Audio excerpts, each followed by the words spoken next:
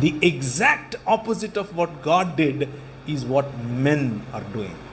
దేవుడు ఆలయ నిర్మాణం చేసి నిన్ను ప్రాణప్రతిష్ఠ చేసి నిలబెడితే నువ్వు ఆయన ఏర్పరిచినటువంటి క్రమాన్ని విడిచిపెట్టి నో అని చెప్పి ఒక క్రొత్త మందిర నిర్మాణం చేసి అందులో సృష్టిలో భాగమైనటువంటి వాటికి ప్రాణం పోసే ప్రయత్నం చేస్తున్నావు. దేనికి?